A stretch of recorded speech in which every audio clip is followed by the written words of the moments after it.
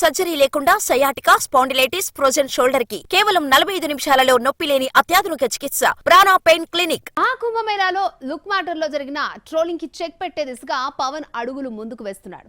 తాజాగా జరిగిన జనసేన ఆవిర్భావ సభలో జనసేనాని ఎంతో చార్మింగ్ గా కనిపించారు. రేపు వీరమల్లు ఓజీలకు కాల్ షీట్స్ అడ్జస్ట్ చేసే టైంకు పవన్ ఒకప్పటి ఫిజిక్ ను తిరిగి సంపాదిస్తాడా? పవన్ కళ్యాణ్ హీరోగా చేస్తున్న సినిమాల్లో హరిహర వీరమల్లు మెయిన్ ప్రాజెక్ట్. పవన్ నుంచి మొదటి భారీ పాన్ ఇండియా సినిమా ఇది కావడంతో హైప్ అప్పట్లో నెక్స్ట్ లెవెల్ కూడా చేరింది. అయితే ఈ సినిమా సహా ఓజీ కూడా చేస్తూ ఉండగా ఇన్నేళ్లలో తన లుక్స్ పరంగా కూడా పలు మార్పులు వచ్చేసాయి.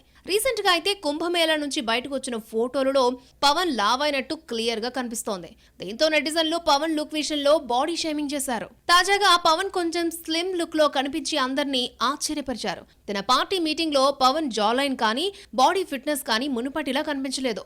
దీంతో పవన్ కొన్ని కిలోలు బరువు తగ్గినట్టు తెలుస్తోంది. అది కూడా ఈ కొన్ని రోజుల్లోనే కావడం విశేషం.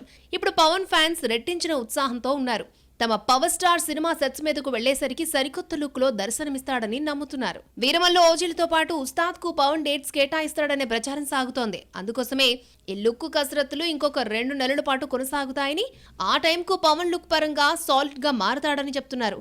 ఉస్తాద్ షూట్ తర్వాత పవన్ ఇప్పట్లో ఏ సినిమాకు డేట్స్ ఇస్తాడు అనే నమ్మకం కనిపించడం లేదు.